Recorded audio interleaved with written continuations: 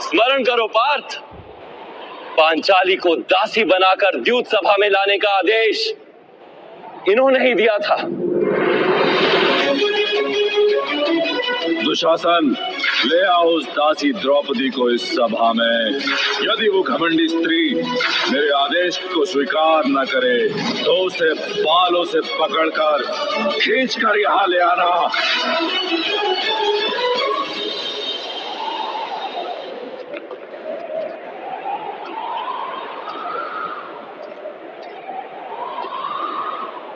यहां देखो पार्थ, ये है तुम्हारे मामा श्री शकुनी। आज तो इनके हाथों में तलवार है, किंतु छल से संहार करने का प्रयास करते हैं सदा।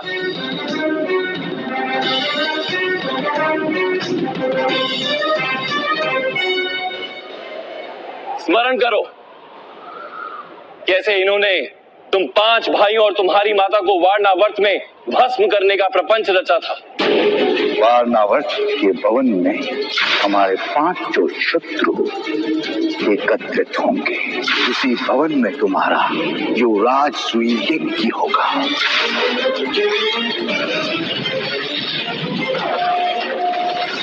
अब इधर देखो पार्थ, तो शासन इन्हीं हाथों ने पांचाली के केश खींचने की उद्दंडता की थी।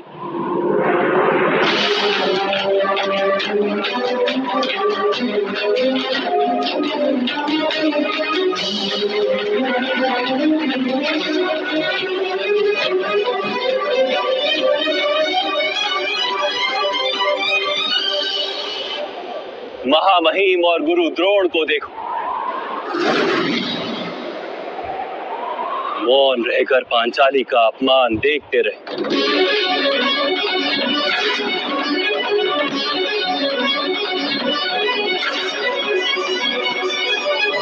उधर अश्वत्थामा को देखो और स्मरण करो किस प्रकार के अपशब्दों का प्रयोग किया था उसने। 5 व्यक्तियों के साथ संबंध रखने वाली इस स्त्री को बहन कहते हुए मुझे लज्जा आती है।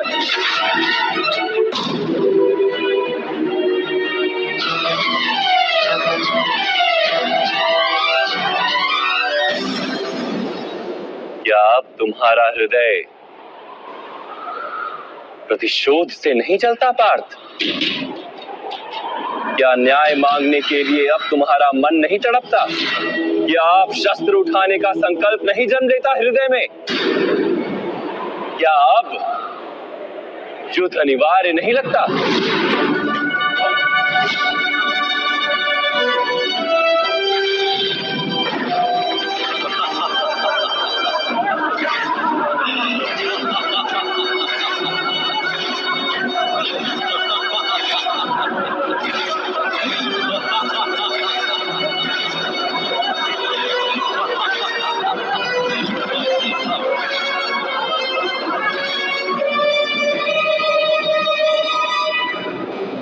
हाँ माता, ये युद्ध अनिवार्य है।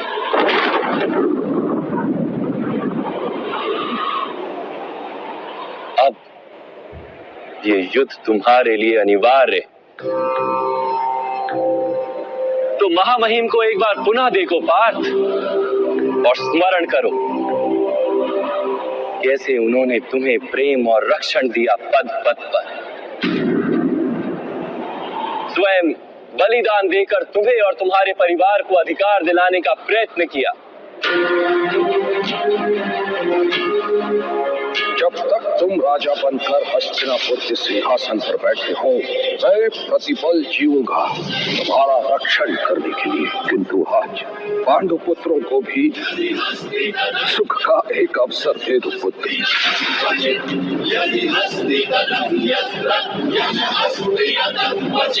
एक बार पुनः गुरु द्रोण को देखो और स्मरण करो कितने गर्व और प्रेम के साथ उन्होंने तुम्हें अपना परम ज्ञान दिया था। तुम विश्व के श्रेष्ठ धनुर्धर बनोगे, मैं तुम्हें विश्व का श्रेष्ठ धनुर्धर बनाऊंगा। ये मेरा वचन है पुत्र। तुम्हें विश्व का सबसे बड़ा धनुर्धारी बनाने के लिए उन्होंने अपने माथे पर पाप का भार उठाया था। स्मरण करो पार्थ। तुम मुझे गुरु दक्षिणा के रूप में अपने दाहिने हाथ का अंगूठा दोगे।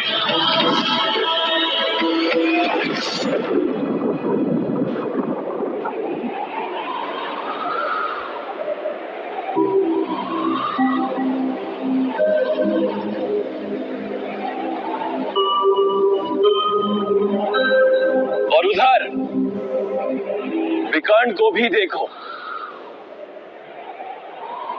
एक वही था जिसने द्यूत सभा में विरोध करने का साहस किया था। युद्ध में यदि कोई राजा हारता है तो उसे शस्त्र छोड़ने ही पड़ते हैं, लेकिन किसी स्त्री को ऐसे निर्वस्त्र नहीं किया जाता। योद्धा का निशस्त्र होना और स्त्री के निर्वस्त्र होने में भेद है ज्येष्ठ। और द्रौपदी कुमारी कुरुवंश की कुलवधू है, ये सत्य है।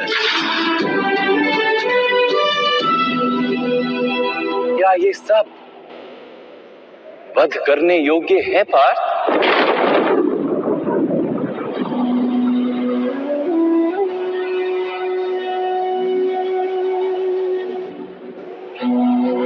नहीं माता, मैं इनका वध कैसे कर सकता हूँ? अवश्य, किंतु अपने पक्ष को भी देख लो पार्थ।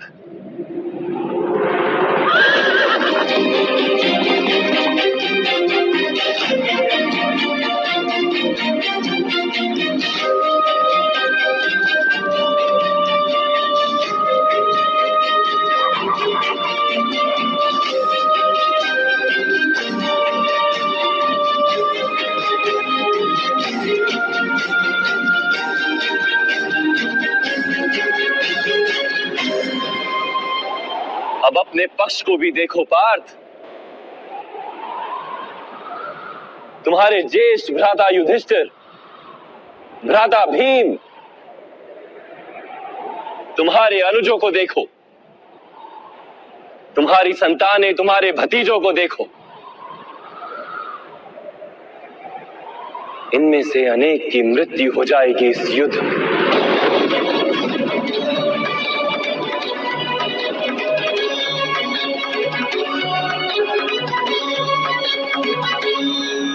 इन सब की मृत्यु की संभावना से तुम्हारा हृदय दुर्बल नहीं होता पार्थ?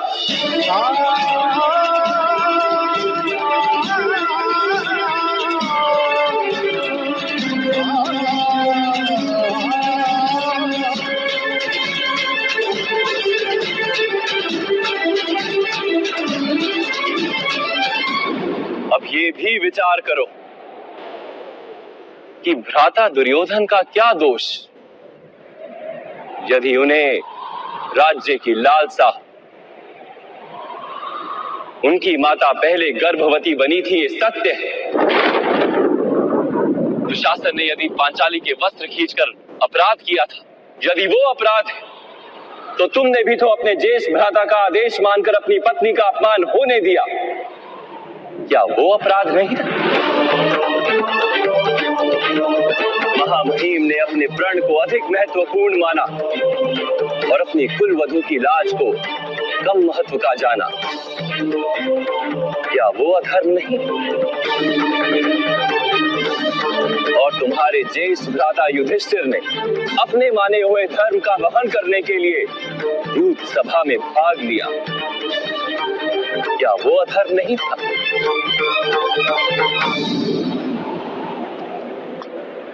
तो क्या भ्राता दुर्योधन को शत्रु मानना उचित है?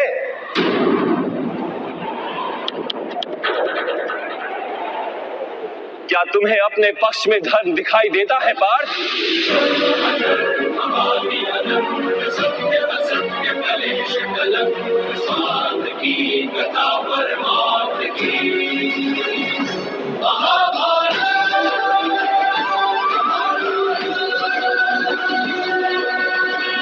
यथार्थ कह रहे हैं माता, मुझे दोनों ही पक्ष में धर्म भी दिखाई दे रहा और अधर्म भी।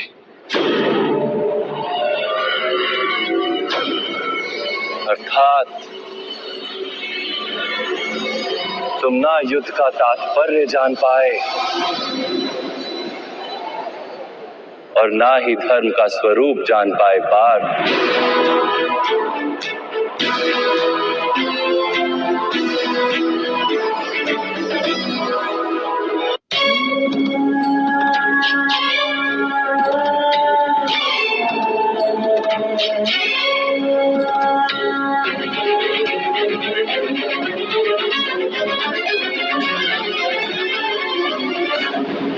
मेरी मति मंद हो गई है माता।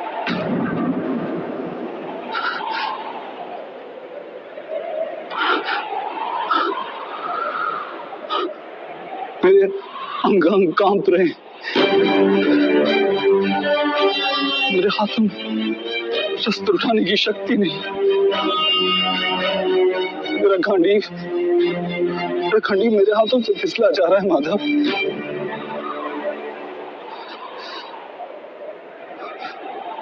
मुझे केवल भयानक विनाश दिखाई दे रहा है, केवल भयानक विनाश।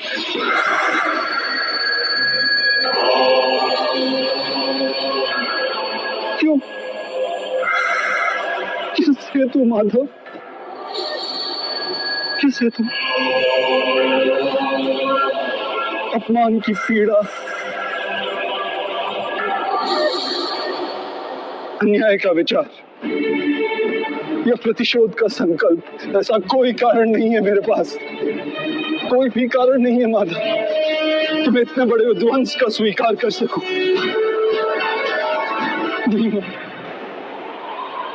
विध्वंस ही नव निर्माण का कारण है पार्थ।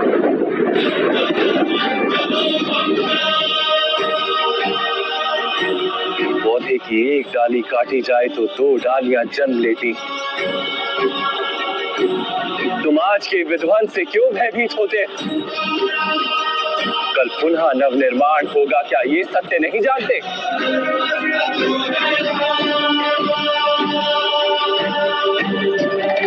वे भयम अस्मगम पार्थ ने तत्वयूपपद्यते। ये नपुंसकता तुम्हें शोभा नहीं देती। युद्ध करना तुम्हारा कर्तव्य है पार्थ। शस्त्र उठाओ।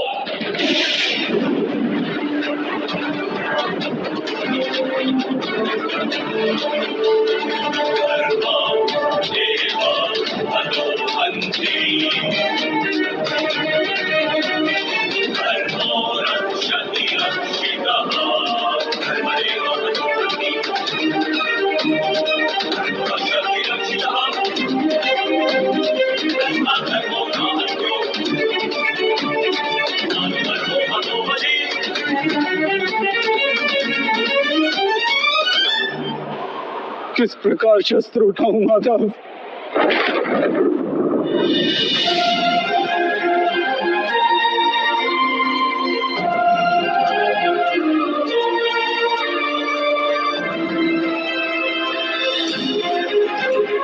उनकी सेवा करना जीवन का परम सौभाग्य माना गया। ऐसे पितामह गुरु द्रोण, मामा श्री और ज्येष्ठ भ्राता के सामने शस्त्र उठाने का साहस नहीं है मेरे अंदर में मां। उनका वध करके यदि मुझे स्वर्ग का राज्य भी प्राप्त हो जाए तो व्यर्थ है मां, व्यर्थ।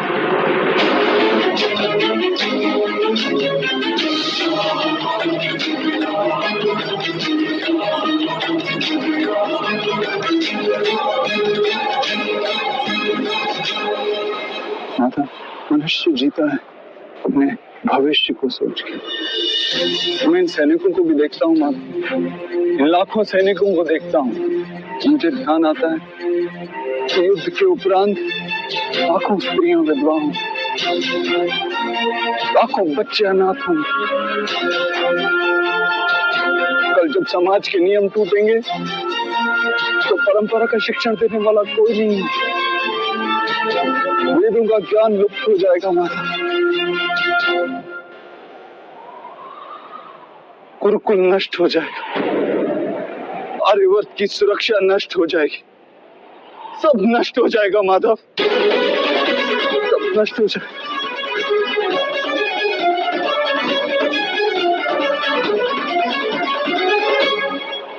बुद्धिमान व्यक्तियों जैसे तर्क देते हो, किंतु वास्तव में मूर्खतापूर्ण बातें करते हो पार्थ। क्या नष्ट हो जाएगा? वृक्ष के कुछ पत्ते झड़ जाएं या नए उगाएं, उसे आनंद या दुख का कारण नहीं कहा जाता। पत्तों के जन्म का उद्देश्य और उनके जीवन का अर्थ केवल वृक्ष को जीवित रखना होता है। वैसे मनुष्यों के जन्म और जीवन का कारण वास्तव में समाज का सुख। समाज संसार के लिए और ये सारा संसार सृष्टि के लिए, और ये सारी सृष्टि स्वयं परमात्मा के लिए है पार्थ। जो इस तथ्य को जान लेता है उसे धर्म का मार्ग सदा ही स्पष्ट दिखाई देता है। हाँ पार्थ, इस युद्ध में विध्वंस होगा, अवश्य होगा।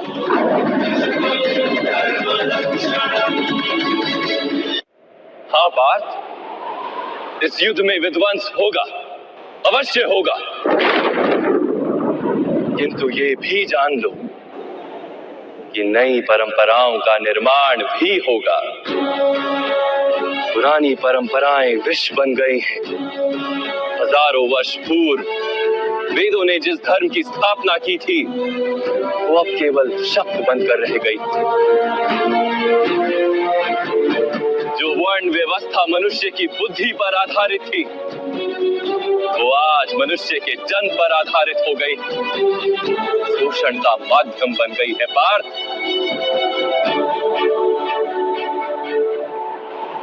पुरानी व्यवस्थाएं टूटेंगी, नई व्यवस्था का जन्म होगा। पुराना धर्म नया रूप लेकर प्रकट होगा।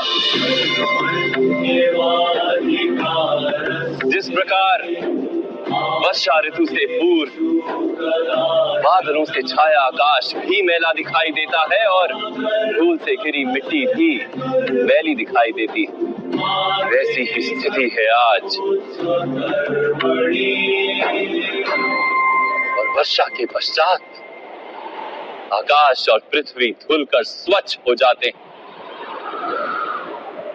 वैसे इस युद्ध के पश्चात समाज और संसार धुलकर स्वच्छ हो जाएंगे पार्थ।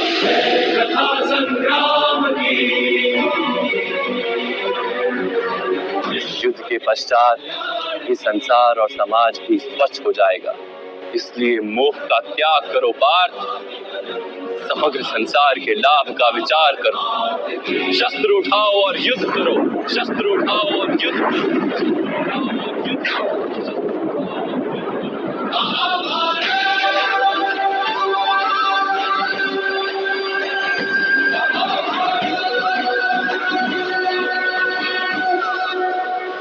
मैं आपकी बातें सुन पा रहा हूँ माधव, परंतु उनका अर्थ मेरे हृदय तक पहुंच ही नहीं रहा। मेरा मन मोह से घिरा हुआ है। इस प्रकार अपने धर्म का दर्शन कर, मेरा मन अपनों के विचार से भरा हुआ है। इस प्रकार सारे संसार का विचार कर।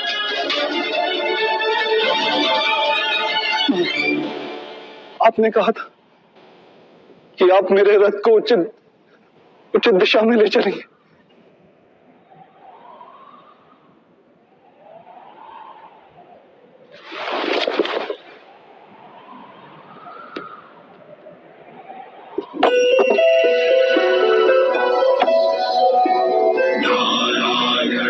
नमस्कृत्य नरं चैव नरोत्तमं देवीं सरस्वतीं व्यासं ततो मेरे आत्मा के साथ ही बन मेरे जीवन रथ को उचित मार्ग पे ले आइए माता।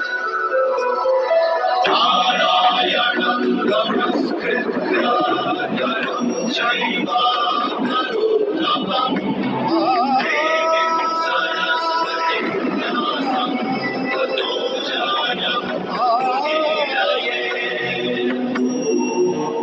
जानने से मैं अपनी निर्बलता का त्याग कर पाऊंगा।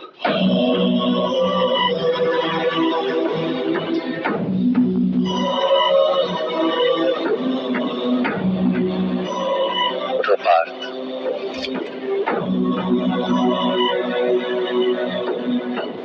सुनो पार्थ, जीवन का रहस्य जान, संसार के वास्तविक रूप को समझो।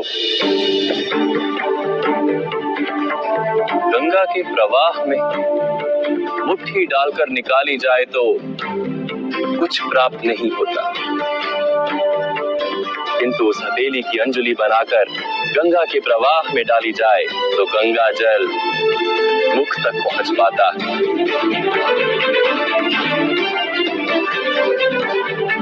विचार करो पार्थ, अहंकार की मुट्ठी बांधी है या समर्पण की अंजलि बनाई है तुमने?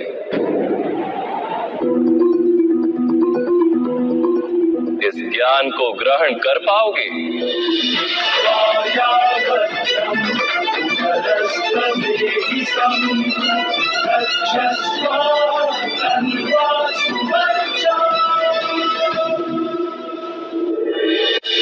आने वाली पीढ़ियों को धर्म प्राप्त हो सके, इसके लिए आज धर्मियों का नाश करके धर्म की पुनः स्थापना करना अनिवार्य, और धर्म स्थापना का कर्तव्य तुम्हारा। इसलिए निर्बलता का त्याग करो और इस युद्ध के लिए सज्ज हो जाओ।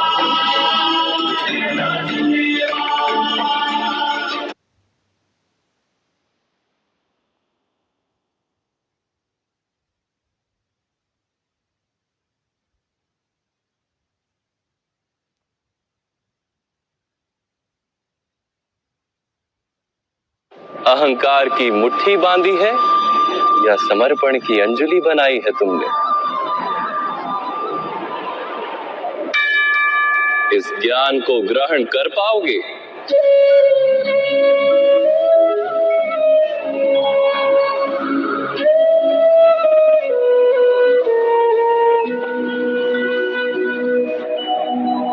ये संसार क्या है पार्थ?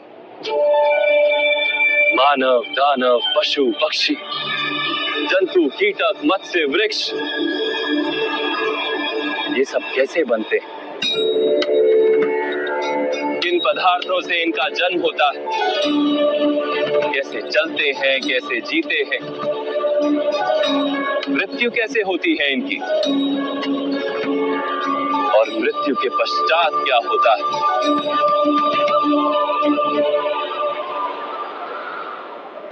इस रहस्य का विचार करो। मनुष्य की देह मिट्टी से बनी है माधव। जल उसमें रक्त आदि बनकर प्रवाह करता है, अग्नि देह को तापमान देती है और देह में रिक्त स्थानों में आकाश प्रकट होता है। अर्थात धरती, वायु, जल, अग्नि और आकाश, इन पंच महाभूतों से ही शरीर का निर्माण हुआ। अर्थात महामहिम गुरु द्रोण पृथ्वी, जल, वायु, अग्नि और आकाश से अधिक कुछ भी नहीं। धर्म ज्ञानी भी पंच महाभूत का जोड़ है और अधर्मी भी। तो मोह किसका कर रहे हो पार्थ? मिट्टी का? परंतु माधव, इस मिट्टी के देह से ही तो मनुष्य एक दूसरे का परिचय पाते हैं। सारे संबंध इस मिट्टी के देह से ही तो होते हैं। नहीं पार्थ, यदि ये सत्य होता तो मृत्यु के पश्चात देह को नष्ट क्यों किया जाता है? वास्तव में ना मनुष्य का परिचय उसकी देह से है और ना ही संबंधों का आधार उसकी देह से। मनुष्य का स्वभाव, उसके बर्ताव और उसके कार्य उसका परिचय। ये स्वभाव, बर्ताव और कार्य कैसे बनते हैं, इसे समझो पार्थ।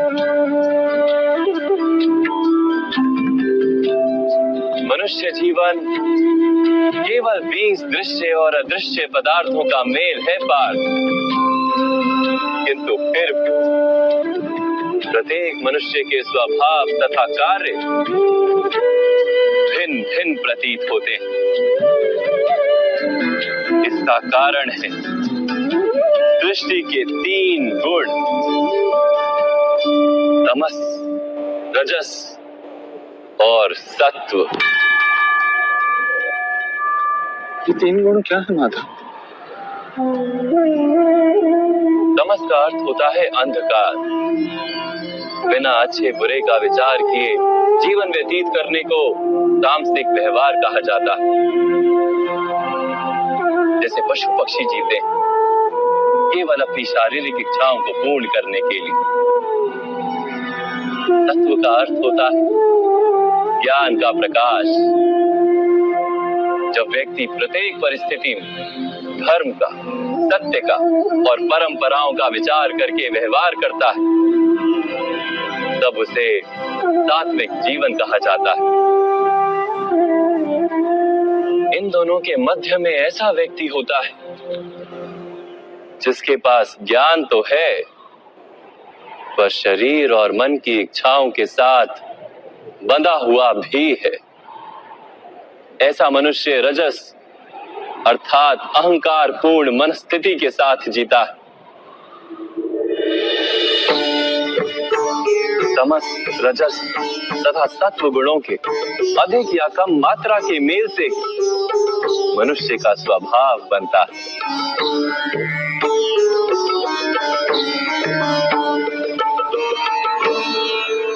सामने देखो पार्थ, इन सब में तुम्हें कौन से गुण दिखाई देते हैं?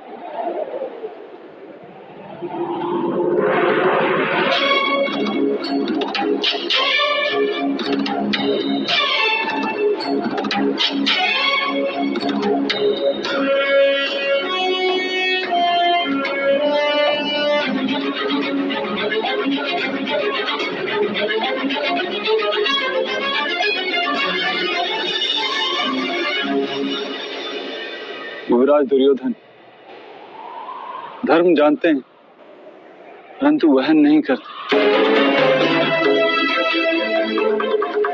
उनके जीवन का केंद्र अहंकार है, अर्थात उनमें तमस कम है, रजस अधिक है और सत्वगुण पूर्णता नहीं।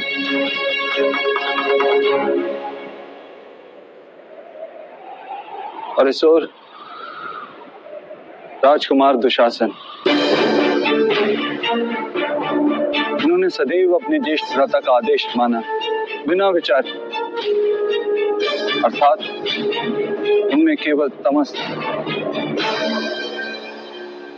महामहिम को भी देखो पार्थ, तत्व के साथ तमस का मेल, अहंकार नहीं किंतु पुरातन धर्म, पुरानी परंपराओं और प्रण के साथ बंधे, आवश्यकता होने पर भी अपना प्रण नहीं तोड़ सकते।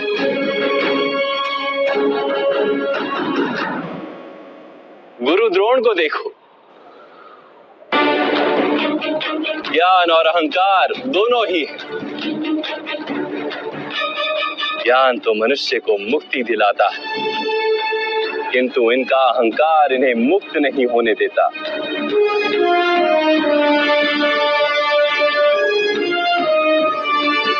परंतु माधव, यदि मनुष्य का स्वभाव इन 3 गुणों का मेल है, तो फिर मनुष्य का व्यवहार पहले से ही निश्चित है। सिंह हिरण को खाएगा ही और हिरण सिंह से भयभीत ही होगा। तो फिर धर्म की प्रशंसा क्यों? अपराध का दंड क्यों? उसका क्या तात्पर्य है?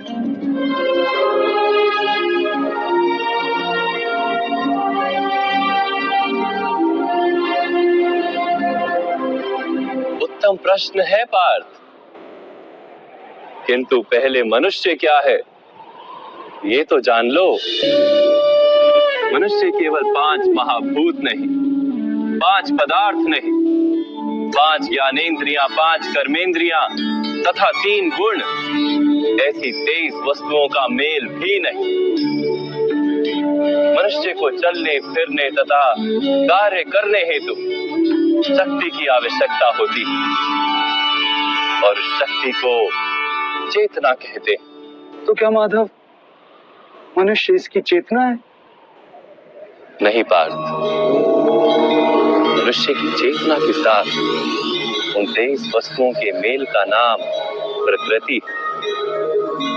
24 वस्तुओं से बने मनुष्य नामक यंत्र में वास करता है पुरुष, अर्थात परमात्मा का अंश। उसे आत्मा कहा गया। जब प्रकृति और पुरुष का मेल होता है, अर्थात जब परमात्मा का अंश आत्मा बनकर देह में वास करता है, तब मनुष्य जीवित होता है। ये आत्मा क्या है माधव, और इसे जानने का क्या उपाय? मनुष्य जैसे रथ का उपयोग करता है, वैसे ही आत्मा शरीर नाम के इस यंत्र का उपयोग करती है। शरीर के माध्यम से शरीर के सुख दुख का उपभोग करती है, किंतु आत्मा शरीर नहीं पार्थ। शरीर का नाश किया जा सकता है, किंतु आत्मा का नाश नहीं किया जा सकता। नैनं छिन्दन्ति शस्त्राणि नैनं दहति पावका न चैनं क्लेदयन्त्यापो न शोष्यति मारुतः। आत्मा ना शस्त्रों से छेदी जा सकती और ना ही अग्नि से जलाई जा सकती। न जल उसे निर्बल कर सकता है और ना ही पवन उसे सुखा सकती। आत्मा शरीर में रहते हुए भी अमर। न हन्यते हन्यमाने शरीरे।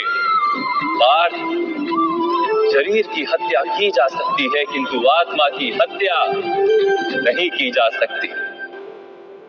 आत्मा तो सर्वव्यापी है, अचल है, स्थिर है, सनातन है। पुराना वस्त्र त्याग कर जैसे मनुष्य नया वस्त्र धारण करता है, वैसे ही आत्मा पुराना शरीर छोड़कर बार बार नया शरीर धारण करती है। परंतु माधव, मैं तो जगत का अनुभव अपने शरीर के माध्यम से ही करता हूं। स्वयं को देह न जानकर मैं आत्मा कैसे जान सकता हूं? स्वयं को आत्मा के रूप में जानना असंभव भी नहीं पार्थ। अंध भी जीते, गूंगे भी जीते, जिनके पास हाथ पैर नहीं होते वो भी जीते। स्पष्ट कि शरीर मनुष्य नहीं, जिसकी चेतना चली जाती है, जिसे मूर्छा आ जाती है, वो भी जीवित रहता है। इसलिए स्पष्ट है कि मनुष्य का चेतन तत्व वो भी शरीर नहीं। इसी प्रकार जो व्यक्ति अपने भीतर खोज करता है, मैं इंद्रियां नहीं, शरीर नहीं, भावनाएं नहीं, विचार नहीं, ज्ञान भी मैं नहीं, जो ये समझता जाता है वो अंत में स्वयं को आत्मा के रूप में जान ही लेता है।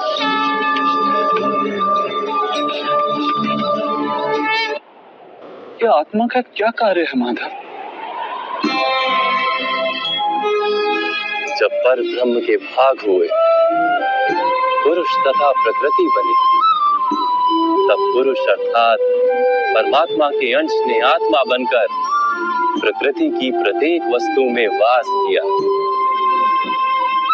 उस आत्मा को मोह तथा अंधकार ने घेर लिया पार।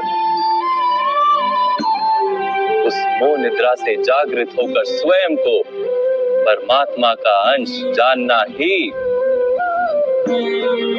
आत्मा का कर्तव्य, उद्देश्य और जीवन कार्य। परंतु माधव, यदि हर आत्मा परमात्मा का अंश है, तो क्या उन्नति और अवगति स्वयं परमात्मा कर रहे? जिस प्रकार कीचड़ में पड़ा रत्न चमकता नहीं, वैसे ही प्रकृति के 24 पदार्थों से घिरी आत्मा को विस्मरण हो जाता है कि वो परमात्मा का अंश है। अधिकतर आत्माएं अपनी देह को ही सब कुछ मानती, स्वयं देह से भिन्न है, ये जान ही नहीं पाती। शरीर को जो सुख, दुख, स्वाद, गंध आदि का अनुभव होता है, उसे अपना अनुभव मान लेती है और बदलाव का प्रयास ही नहीं करती।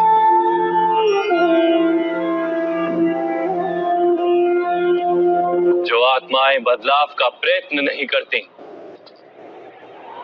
निरंतर अधर्म करती रहती है, उन्हें जागृत करने के लिए दंड देना अनिवार्य है।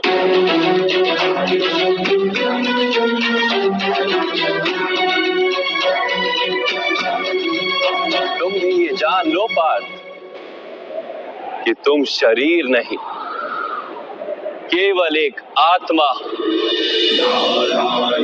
इस रणभूमि में दिखाई देने वाला प्रत्येक योद्धा वो नहीं जो तुम उन्हें मानते। कुछ समय के लिए इन सब ने शरीर में वास किया, इनके शरीर मरेंगे, किंतु ये सब अमर, वो पुनः नया शरीर धारण करेंगे। जब तक स्वयं को शुद्धात्मा के रूप में जान नहीं लेंगे, जब तक अधर्म का त्याग करके धर्म में दृढ़ नहीं होंगे, तब तक ये जन्म लेते और मरते रहेंगे।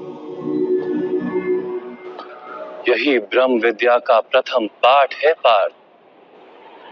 जो जन्मा है वो अवश्य मरेगा, और जो मरता है वो अवश्य फिर से जन्म लेगा। इस महाज्ञान को सांख्य योग कहते हैं।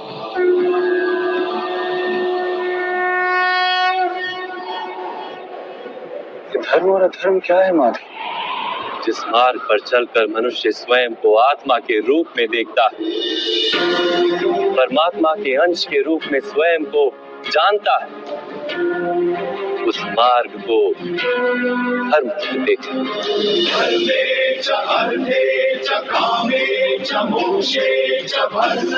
जब मनुष्य स्वयं को परमात्मा के अंश के रूप में जान लेता है, तब उसे ये अनुभूति होती है, ये सृष्टि ही परमात्मा है और ये परमात्मा ही सृष्टि है।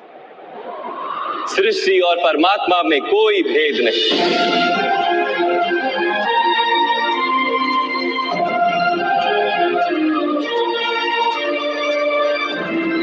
जो मनुष्य ये जान लेता है, वो दूसरे मनुष्य और प्राणियों की ओर निर्दयी और कठोर नहीं होता। वो ये जानता है कि जीव कटने से पीड़ा केवल जीव को नहीं होती, उसकी अनुभूति समग्र शरीर को होती है।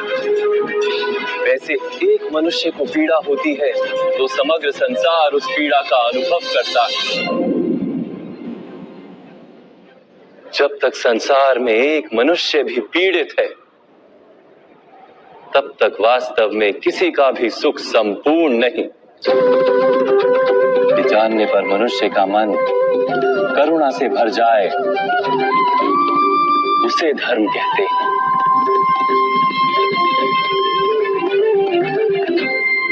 जब किसी पर तमस गुण छाया होता है, तो वो दूसरों के प्रति कठोर, निर्दयी और स्वार्थी हो जाता है। अपने माने हुए सुख के लिए दूसरों को दुख देता है। परमात्मा की ओर गति नहीं हो पाती उसकी। अर्थात अधर्म परमात्मा से दूर ले जाने वाले मार्ग का नाम है। अर्थात अधर्म तो अज्ञान का दूसरा नाम। तो फिर अज्ञानी के प्रति तो दया होनी आवश्यक है ना? दंड का क्या तात्पर्य है?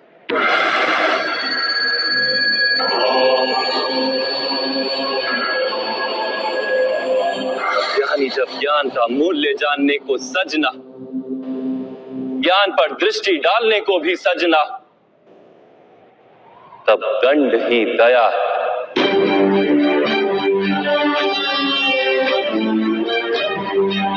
उसके प्रति भी और दूसरों के प्रति भी।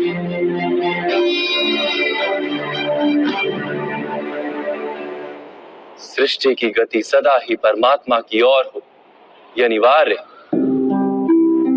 किंतु कभी कभी ऐसी स्थिति उत्पन्न हो जाती है कि अज्ञान, मोह और अधर्म बढ़ जाता है। संसार से धर्म लुप्त हो जाने का भय उत्पन्न हो जाता है। संसार से जब धर्म लुप्त हो जाता है, करुणा भी नष्ट हो जाती है और सत्य भी नष्ट हो जाता है। आने वाली पीढ़ियों को धर्म प्राप्त हो सके, इसके लिए आज अधर्मियों का नाश करके धर्म की पुनः स्थापना करना अनिवार्य है।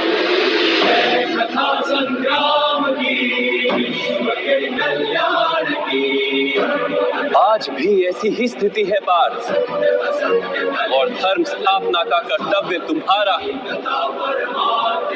इसलिए निर्बलता का त्याग करो और इस युद्ध के लिए सज हो जाओ, और इस युद्ध के लिए सज हो जाओ, युद्ध के लिए सज हो जाओ।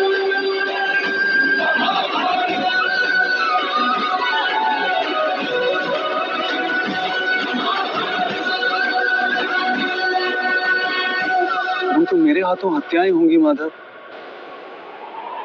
मेरे कारण किसी के प्राण जाएंगे तो मेरे अंतर की करुणा का नाश नहीं हो जाएगा? और यदि धर्म का आधार करुणा है तो क्या मेरी आत्मा धर्म ही नहीं हो जाएगी?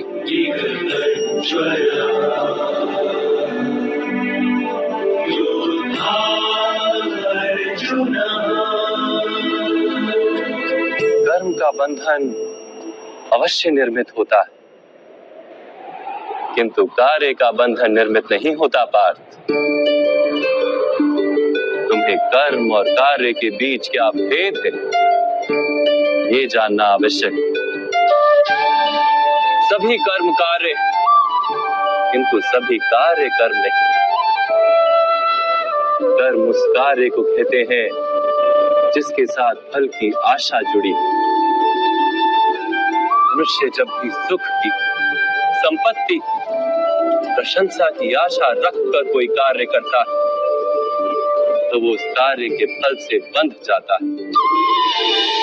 जब किसी कर्म को फल की आशा से किया जाए तो उसे सकाम कर्म योग कहते हैं, और जब किसी कर्म को बिना किसी फल की आशा से किया जाए तो उसे निष्काम कर्म योग कहते हैं।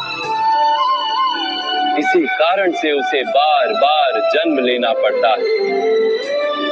वास्तव में मनुष्य को कोई कर्म नहीं बांधता, उस कर्म से जुड़ी आशाएं उसे बांधती।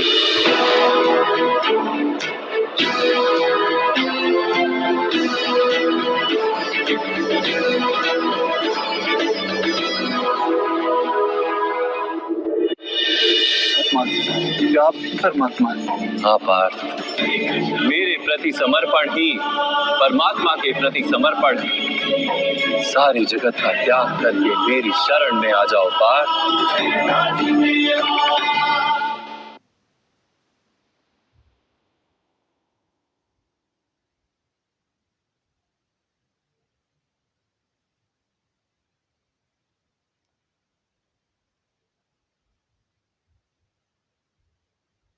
वास्तव में मनुष्य को कोई कर्म नहीं बांधता, उस कर्म से जुड़ी आशाएं उसे बांधती हैं।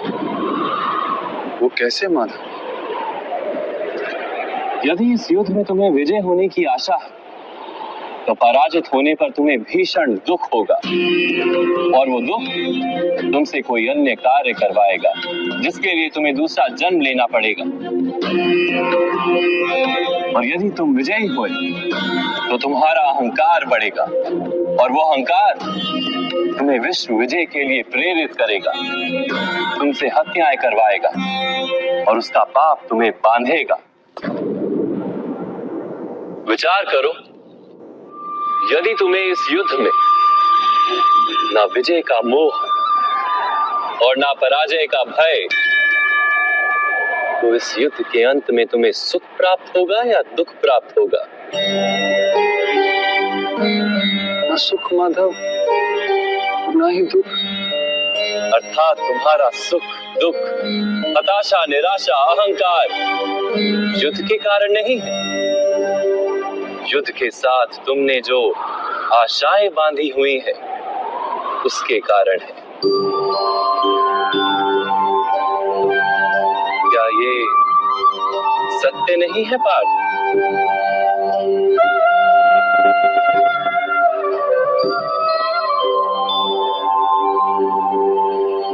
सुख दुखे समे कृत्वा लाभा लाभो जया जयो ततो युद्धाय युज्यस्व नैवं पाप मवाप्स्यसि।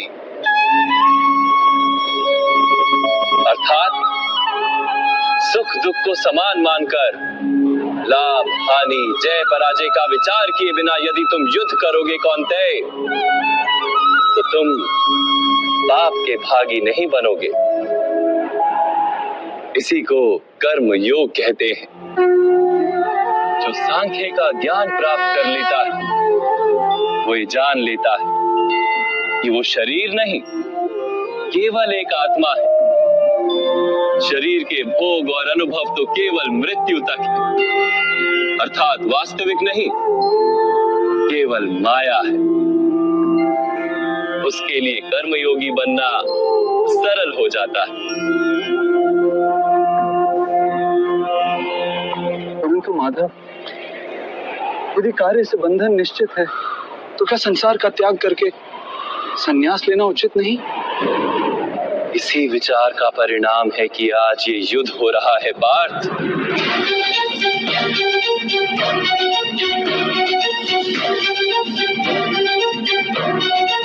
विचार करो, जब सत्व गुण से भरे धर्म को जानने वाले लोग कर्मों का त्याग करते हैं,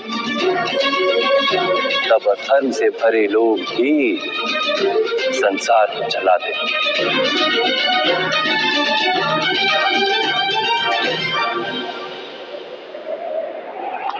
यदि महामहिम ने संसार का त्याग ना किया होता तो आज अधर्म इतना बढ़ता ही नहीं।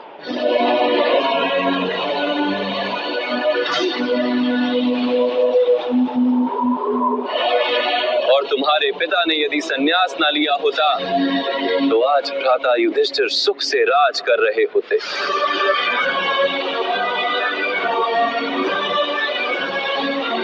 और अपनी प्रजा को न्याय और धर्म का ज्ञान दे रहे होते।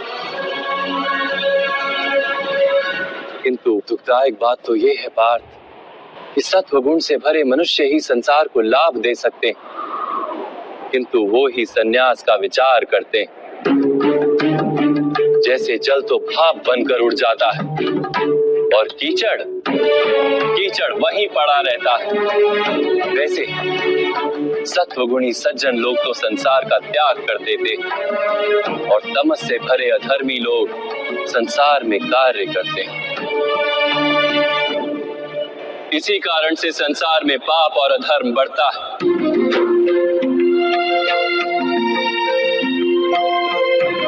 किंतु कर्म योग इस विचित्र स्थिति से सारे संसार का रक्षण करता है। कर्मयोगी फल की आशा का त्याग करता है किंतु कर्मों का त्याग नहीं करता। वो इसी संसार में रहता है, सन्यासी की भांति सारे कार्य करता है किंतु उनमें लिप्त नहीं होता।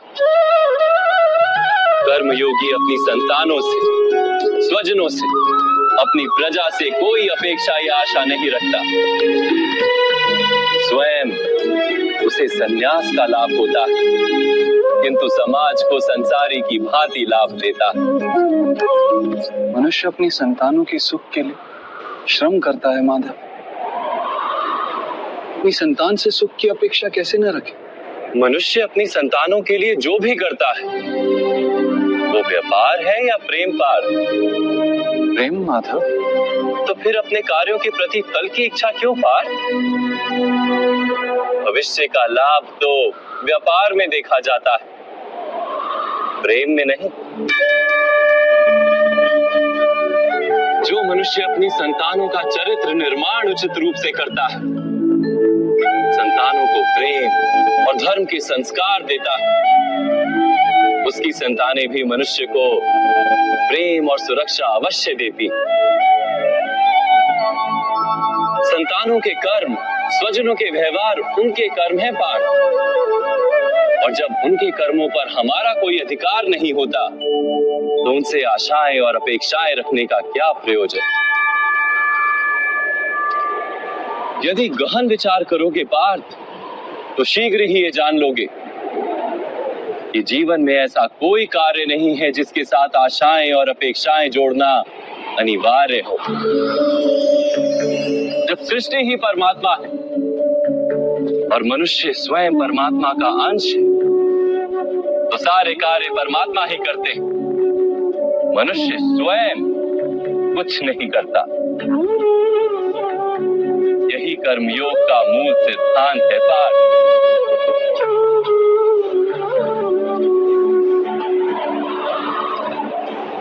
तुम्हें भी कर्मयोगी बनकर ये युद्ध करना आवश्यक है पार्थ।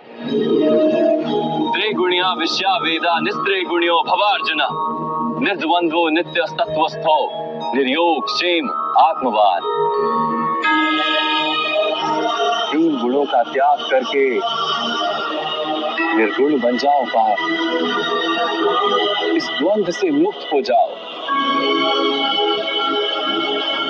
सदा सत्व अर्थात परमात्मा में बुद्धि लगाकर कर्तव्य का वहन करते रहो।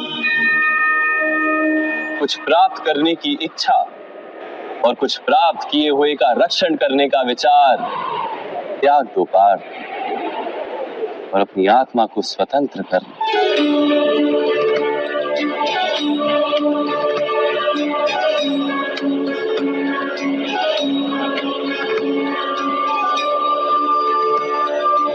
स्मरण रहे पार्थ, कर्मण्येवाधिकारस्ते मा फलेषु कदाचन मा कर्म फल हेतुर्भु मा ते संगोस्त्व कर्मणि। तुम्हारा अधिकार तो केवल कर्म करने का है, फल तो ईश्वर के हाथ में है। इसलिए ना कर्म से भागना उचित है और ना ही कर्म के फल की आशा रखना उचित है।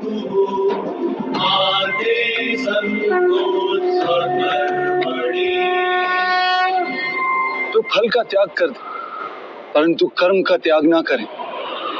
ऐसे कर्म योगी को कैसे जाना जा सकता है माधव?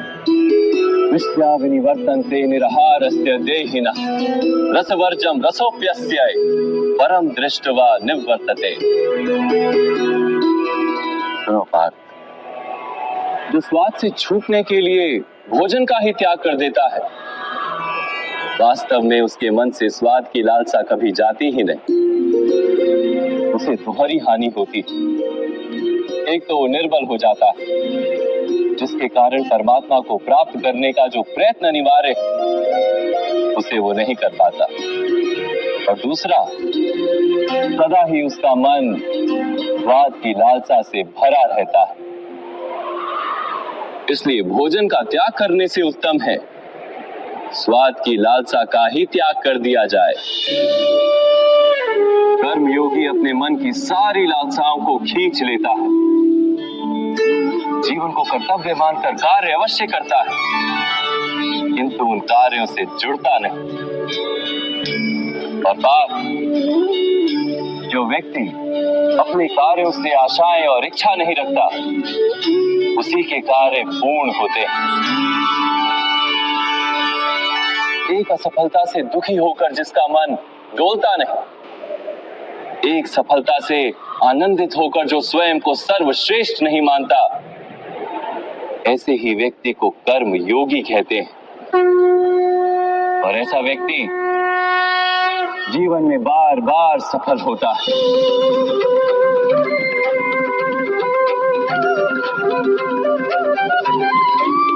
ध्यायतो विषयान पुंसः संगस्तेषु पजायते संगात संजायते कामा कामात् क्रोधोऽभिजायते क्रोधात् भवति सम्मोह सम्मोहात् स्मृति विभ्रम स्मृति भ्रंशात् बुद्धिनाशो बुद्धिनाशात् प्रणश्यति। फल की आशा से कामना प्रकट होती है और कामना का तो स्वभाव है असंतुष्ट रहना। असंतोष से क्रोध उत्पन्न होता है और क्रोध से मोह जन्मता है। मोह के कारण व्यक्ति आचार और व्यवहार का ज्ञान ही भूल जाता है। ज्ञान के जाने से बुद्धि चली जाती है, अनुचित प्रकार के कार्य होने लगते हैं और समाज ऐसे व्यक्ति का शत्रु बन जाता है और अंत में ऐसे मनुष्य पूर्णतः पतन हो जाता है।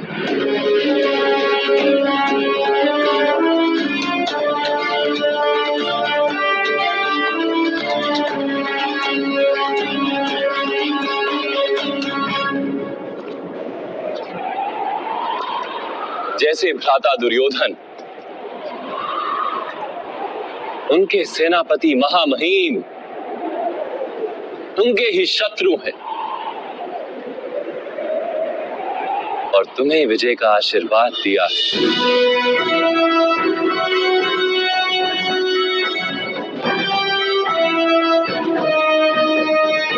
पार्थ, कर्मयोग ब्रह्म विद्या का दूसरा चरण है। परमात्मा में अपनी बुद्धि स्थिर करो, स्वयं को आत्मा जानो, मिथ्या बंधनों से मुक्त हो जाओ और फल की आशा का त्याग करके केवल कर्म करते रहो।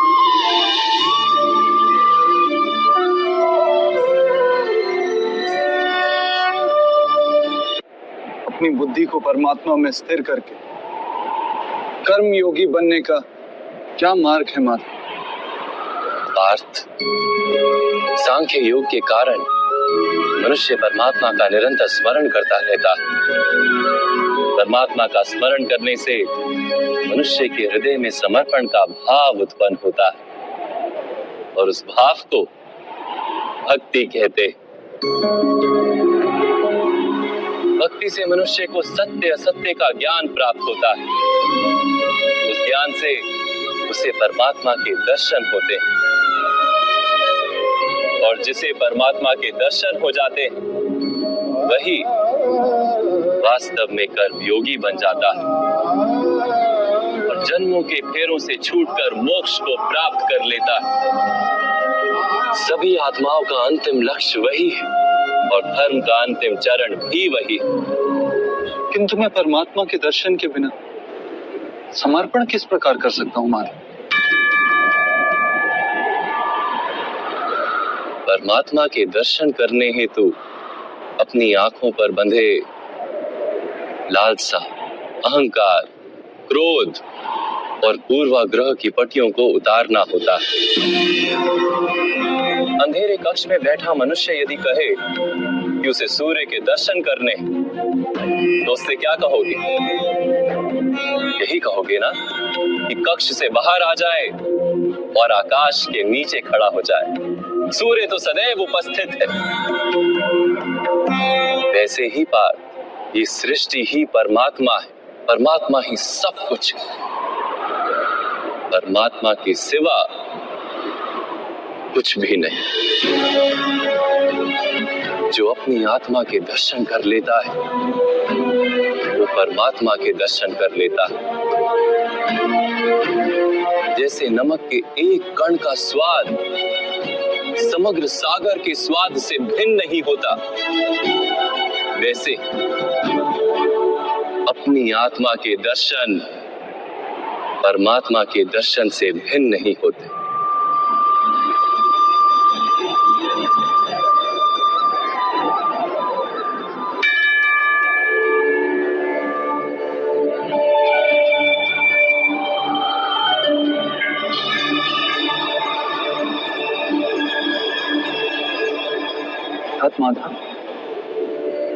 आप भी परमात्मा हैं।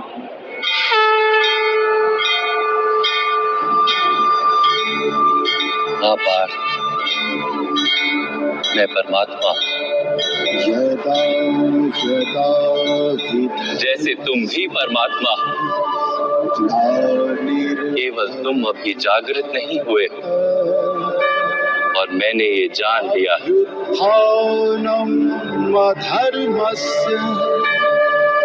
तदात्मानं सृजाम्यहम्।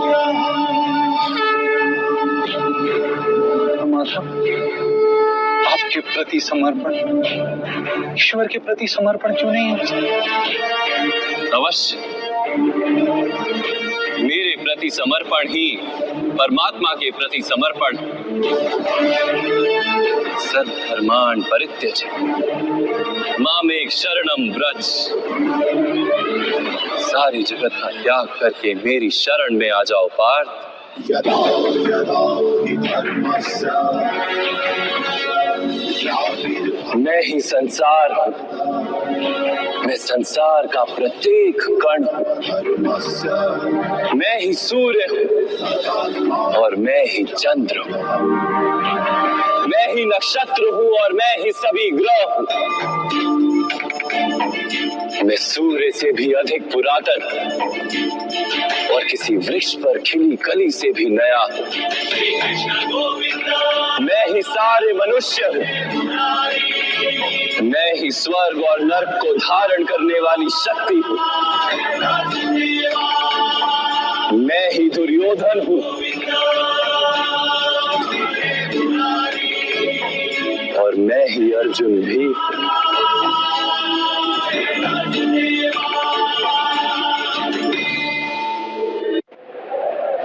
वो कैसे संभव है माधव? आपका जन्म तो पोतन ने अपने जीवन काल में देखा। आपकी माता अभी भी जीवित है, जिनके गर्भ से आपने जन्म लिया। आप पुरातन और अविनाशी कैसे हो सकते हैं? तुम शरीर देख रहे और मैं आत्मा की बात कर रहा हूं। मेरे अनेक जन्म हुए हैं पार्थ। मैंने अनेकों अवतार धारण किए। कई शरीर बने हैं मेरे और इसी मिट्टी में मिले।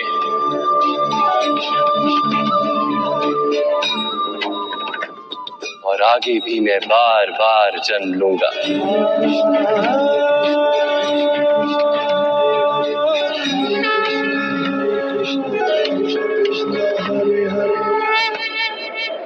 यदा यदा हि धर्मस्य ग्लानिर्भवति भारत अभ्युत्थानम् अधर्मस्य तदात्मानं सृजाम्यहम्। परित्राणाय साधूनां विनाशाय च दुष्कृतां धर्म संस्थापनार्थाय संभवामि युगे युगे।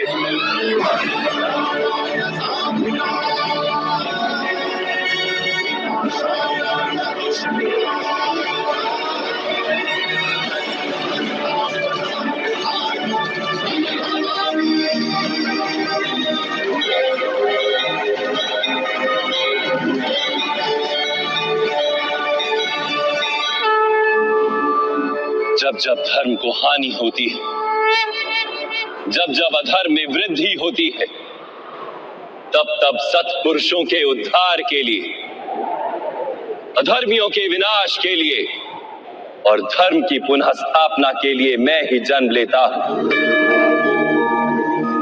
ये प्रत्येक युग में होता आया है और आगे भी ऐसा ही होगा। मैं ही अविनाशी परमात्मा हूं। मैं ही मत्स्य भी था और मैं ही वामन अवतार भी। मैं ही परशुराम हूं और मैं ही रामचंद्र भी था। मैं ही ब्रह्मा विष्णु और महेश हूं और मैं ही सरस्वती काली और लक्ष्मी भी।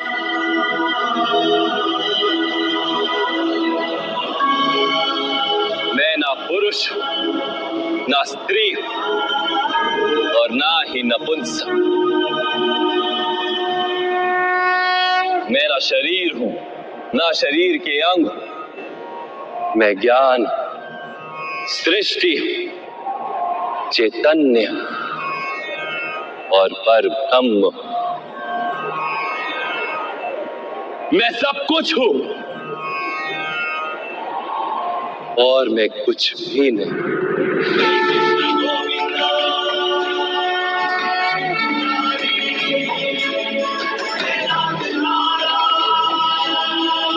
ऐसा प्रत्येक युग में हुआ है और आगे भी ऐसा ही होता रहेगा।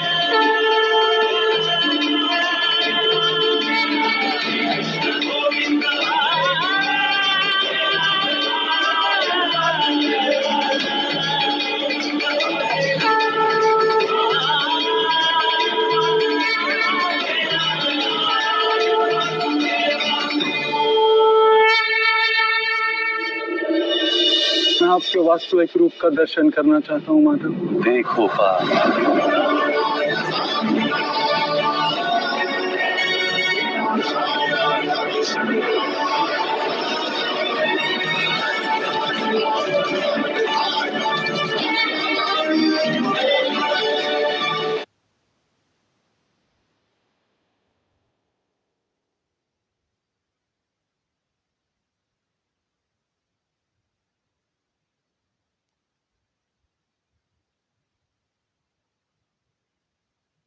मैं कुछ भी नहीं हूं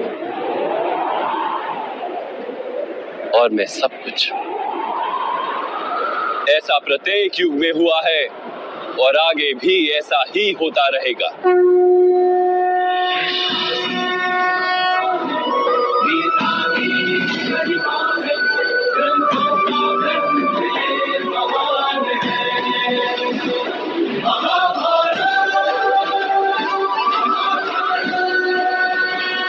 जब तुम आत्मज्ञान प्राप्त करोगे पार्थ, स्वयं को मुझसे जुड़ा ही पाओगे। तब तुम भी मेरी ही भांति स्वयं को परमात्मा के रूप में देखोगे। किंतु उस पद को प्राप्त करने हेतु मेरे प्रति संपूर्ण समर्पण अनिवार्य है। समर्पण क्या है माधव? समर्पण मन की ऐसी स्थिति का नाम जब मनुष्य अपने सारे संकल्पों का त्याग कर देता है, स्वयं से किसी प्रकार के निर्णय अथवा प्रण भी नहीं लेता। जिस प्रकार के कार्य उसे दिए जाते हैं उसी प्रकार के कार्य करता है। वास्तव में समर्पण का अर्थ होता है अपने आप, अपने मन, बुद्धि, ज्ञान को, इच्छा, आशा को, अपनी भावनाओं को, अपना सब कुछ किसी को अर्पण कर देना। और ऐसे समर्पण को भक्ति कहते हैं।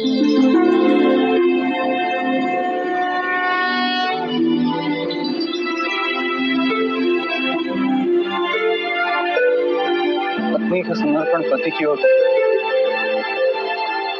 एक योद्धा का समर्पण सेनापति की ओर होता है। एक शिष्य के हृदय में गुरु भक्ति होती है।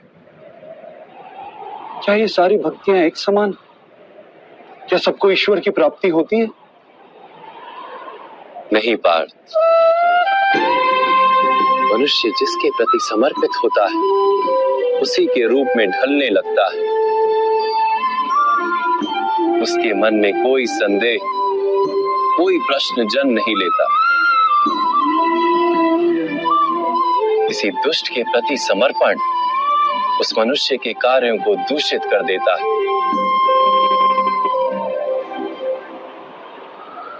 अंगराज कर्ण ने धर्म को जानते हुए भी द्यूत सभा में पांचाली को अपशब्द कहे थे। जो 5-5 पुरुषों के साथ संबंध रखती है। वैश्या होती है ऐसी स्त्रियां, वैश्या होती है ऐसी स्त्रियां। उसका कारण था अंगराज का भ्राता दुर्योधन के प्रति समर्पण। इस युद्ध में उन्हें जो दंड मिलेगा वो किसी जन्म या जाति के लिए नहीं, अथवा एक दुष्ट के प्रति समर्पण के लिए उन्हें दंड मिलेगा। इसलिए हे धनंजय, समर्पण उत्तम के प्रति होना आवश्यक है। उसी से मनुष्य उत्तम बनता है। लोहे की माला से अपराधी बांधा जाता है, पीतल की माला से मंदिर के दीपक को बांधा जाता है, और सोने की माला को आभूषण बनाकर गले में धारण किया जाता है। पति भक्ति, स्वामी भक्ति, मित्र भक्ति, ऐसी अनेक भक्तियां होती हैं पार्थ, किंतु सबसे श्रेष्ठ भक्ति तो परमात्मा की भक्ति होती है।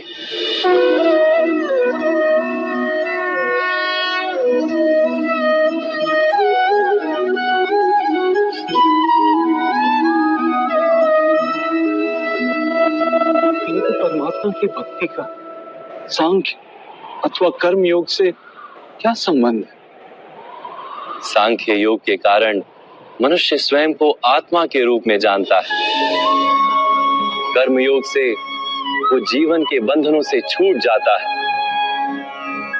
और भक्ति के कारण मनुष्य को परमात्मा के वास्तविक रूप का ज्ञान होता है। परमात्मा के ज्ञान से मनुष्य जन्म मरण के फेरों से छूटकर सच्चिदानंद स्वरूप को प्राप्त कर लेता है। परमात्मा में समाकर स्वयं परमात्मा हो जाता है। जैसे जल की छोटी सी बूंद जब सागर में मिलती है तो स्वयं सागर बन जाती है। अर्थात इस शरीर का कोई महत्व ही नहीं है माधव। अवश्य महत्व है पार्थ। शरीर के माध्यम से ही मनुष्य को परमात्मा का साक्षात्कार होता है। मृत्यु और नए जन्म के बीच के समय में आत्मा के ज्ञान में वृद्धि नहीं हो पाती।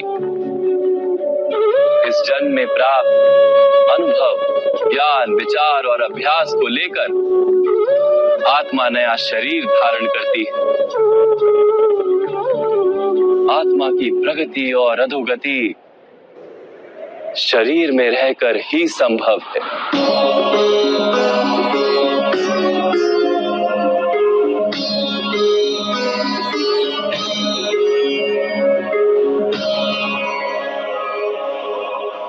परंतु माधव, यहाँ उपस्थित व्यक्तियों का वध करके क्या हम उनके उद्धार की संभावना को नष्ट नहीं कर देंगे?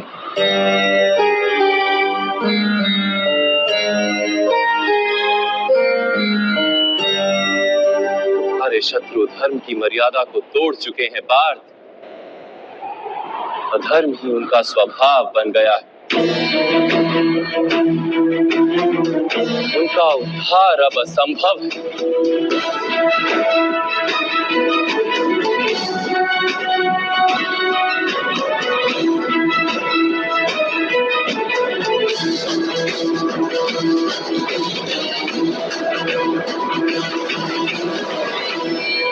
अपराधी को एक सीमा तक ही उद्धार का अवसर दिया जा सकता है।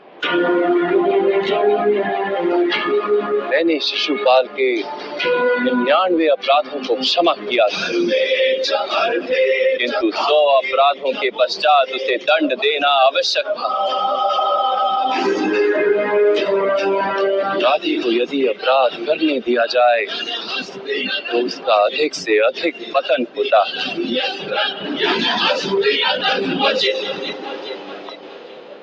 उसे अधर्म से रोकने में ही करुणा है धनंजय। ये आत्माएं मरेंगी नहीं, अधर्म से दूषित शरीर का त्याग करके नया शरीर धारण करेंगी। और उस शरीर में उनकी प्रगति की संभावना अधिक होगी। इस विचार से यदि तुम युद्ध करोगे तो वो उचित है।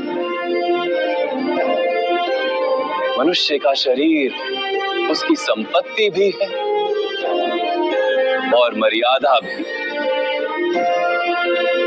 धर्म के मार्ग पर प्रवास करने वाला मनुष्य अपने शरीर को शुद्ध करता है और उसके माध्यम से आत्मा का साक्षात्कार करता है। इसी को क्षेत्रज्ञ संबंध कहा गया है। मैं इसका तात्पर्य नहीं जान पाया माधव। जब मनुष्य ये जान लेता है कि उसका शरीर एक भूमि का टुकड़ा है अर्थात क्षेत्र है और वो उस शरीर में रहने वाला, उस शरीर को समझने वाला अर्थात क्षेत्रज्ञ है, तब वो शरीर के माध्यम से अपनी प्रगति साध पाता है। आत्मा शरीर में रहकर 3 गुणों का समतोलन करती है। तमस को घटाकर सत्व को बढ़ाने का उपाय करती है और ईश्वर की भक्ति करके परमात्मा के साथ एक हो जाती है। भक्ति कैसे की जाती है माधव? क्या समर्पण ही भक्ति नहीं? नहीं पार, समर्पण तो भक्ति का प्रथम चरण है। वास्तव में भक्ति किसी कार्य का नाम नहीं, वो तो केवल मनस्थिति का नाम है। आवश्यक है कि मनुष्य जब तब यज्ञ याग यम नियम योग और स्वाध्याय के माध्यम से अपने अंतर को शुद्ध करे और परमात्मा के प्रति समर्पित रहे। मनुष्य अपने सारे कार्य, सभी कार्यों के फल, अपने जीवन का प्रत्येक श्वास परमात्मा को समर्पित करता रहे।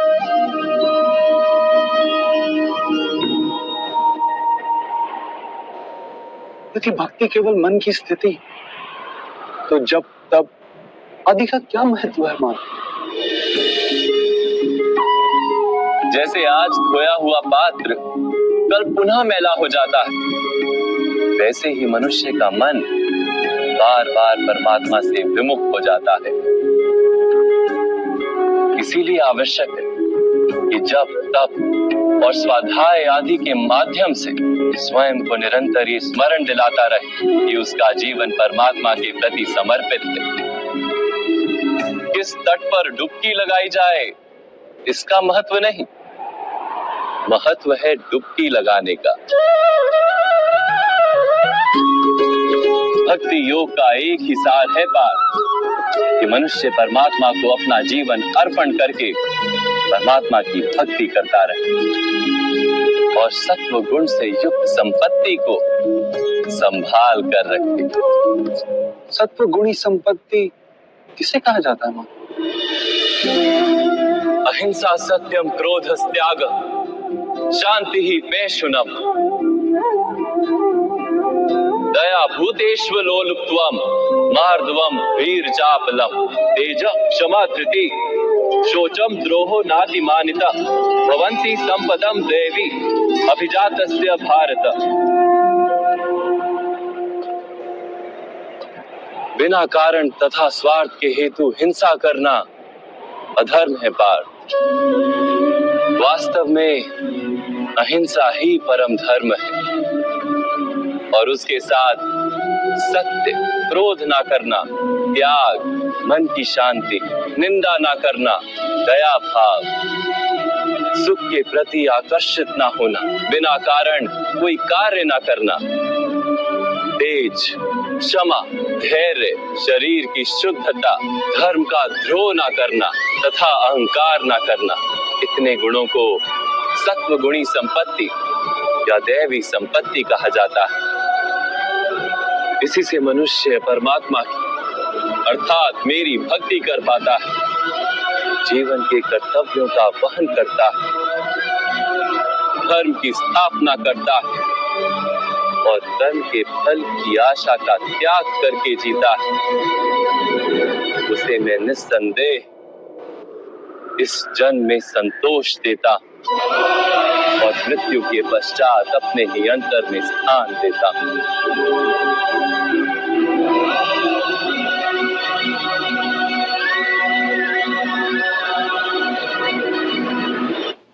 आपका रूप कैसा है माधव? सांख्य योग के माध्यम से मैंने ये जाना कि मैं एक आत्मा अमर और इस नश्वर शरीर में केवल कुछ समय के लिए वास करता हूं। कर्मयोग के माध्यम से मैंने ये जाना कि जो फल की इच्छा का त्याग कर केवल कर्म करता है उसे जीवन में शांति और सफलता प्राप्त। भक्ति योग के माध्यम से मैंने आपके प्रति समर्पण का महत्व जाना।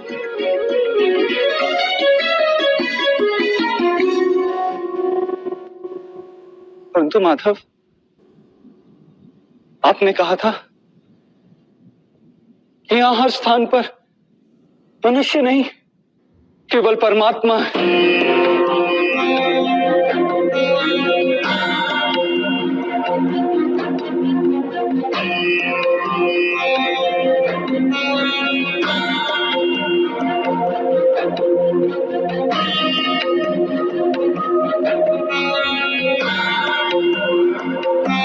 किंतु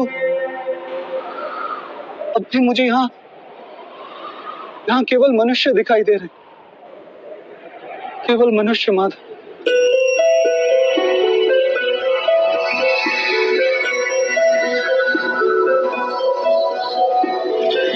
नारायणं नमस्कृत्य नरं चैव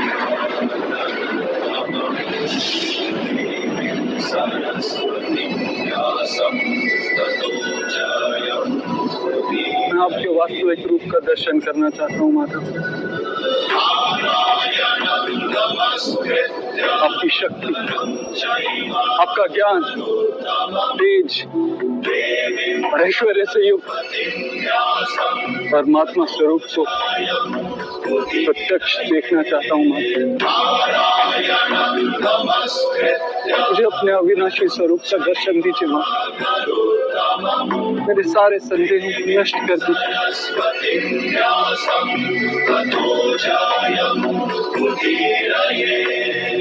मुझे दर्शन दीजिए माँ।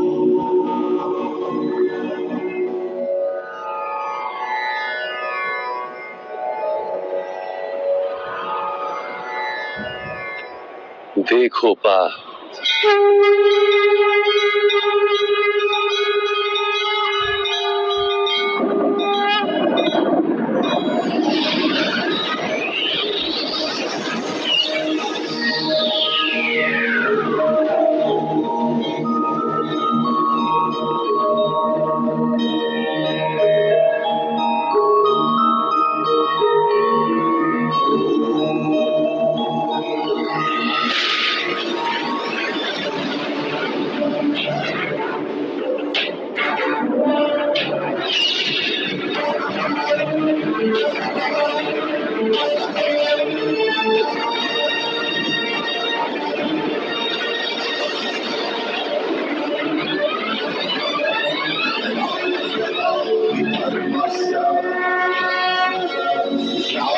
भवती भारत अभ्युत्थानं धर्मस्य तदात्मानं सृजाम्यहम्।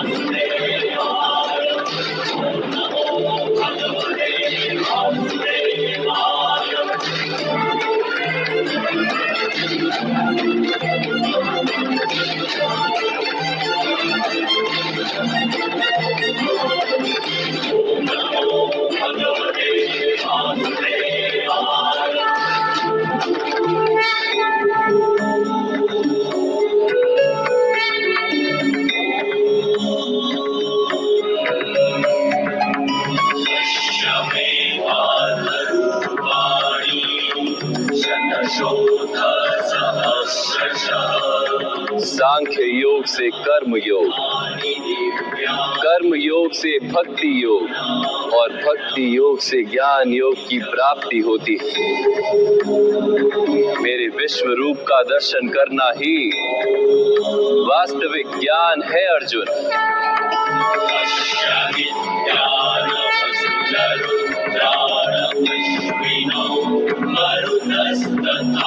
यही एक ज्ञान जो विश्व में सारे ज्ञानों तथा विज्ञानों का आधार है। यही ज्ञान मुक्ति प्रदान करता है। देवताओं को भी जो दर्शन सरलता से प्राप्त नहीं होते, ऐसा वास्तविक रूप मैं तुम्हें दिखा रहा हूं अर्जुन।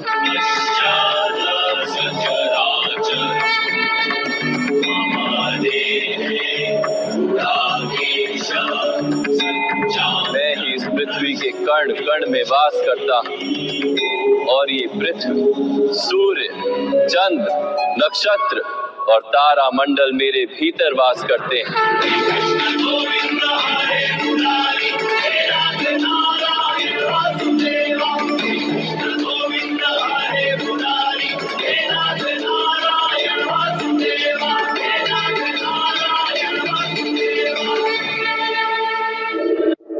मैं आपके प्रत्येक आदेश का पालन करूंगा।